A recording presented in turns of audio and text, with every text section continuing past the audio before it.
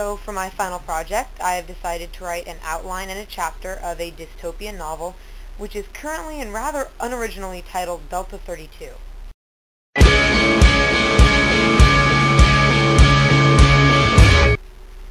It is the year 2031, and between the years 2012 and 2029, 2 billion people were eradicated by the AIDS-HIV virus.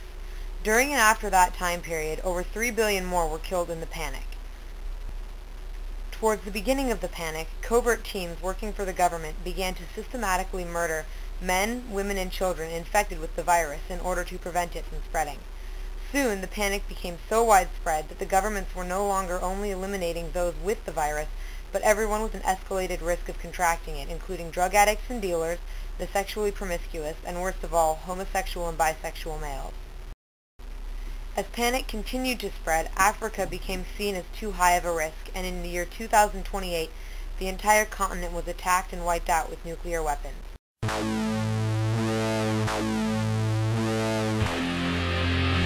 small group of rebels, who refer to themselves as the Empire for Equality, or E2, are stationed in groups or pairs around the United States, trying to find a way to overthrow the corrupt government and regain the freedoms promised to them as Americans.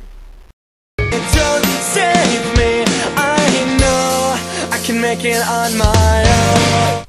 The Outsider, 17-year-old narrator Riley Walker, was born in 1991 and is transported through a wormhole from present-day Los Angeles to a dystopian Los Angeles 23 years in the future. Throughout the novel, Riley's gender is never stated. 25-year-old Kai McClellan joined the Rebel Alliance after his boyfriend Evan was killed in the widespread panic. Kai is fighting for a future where he and others like him will not have to live in fear of being murdered for who they choose to love.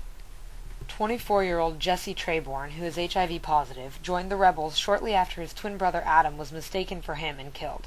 For Jesse, the story is not only a tale of vengeance, but a race against time.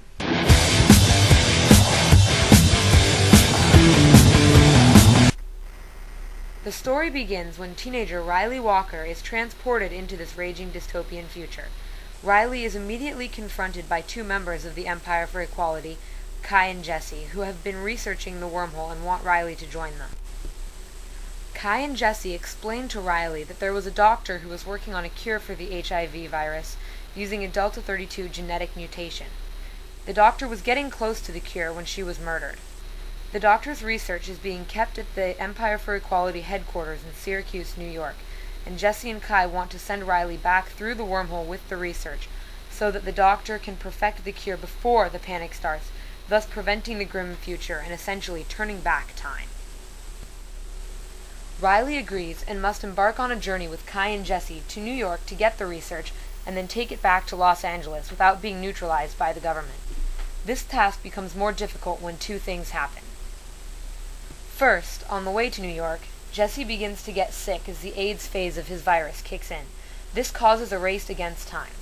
With Jesse's illness comes Kai's heightened determination to complete their mission, as he can't bear to lose another person that he cares about. The second major conflict arises on the journey back to LA from New York when Kai is captured in an ambush and taken to an interrogation facility. At the facility, the opposition attempts to bleed him dry of information by trapping him inside of his own worst memories.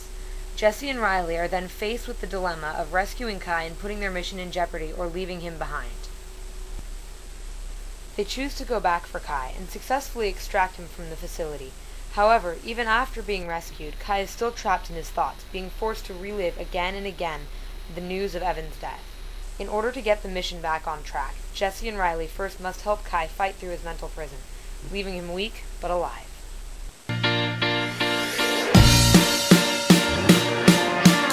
So here's a little bit of information about the Delta 32 mutation. The Delta 32 genetic mutation is a mutation found in roughly 1,000 Americans and Europeans combined from both parents. And if you have this mutation from one parent, you can still contract AIDS and survive AIDS, but if you have it from both parents, you will be immune and unable to contract it. This is the same mutation that aided people in surviving the plague, actually. In conclusion to my novel, I have not yet decided on an ending, but with a little bit of luck, I'll end up with a good one.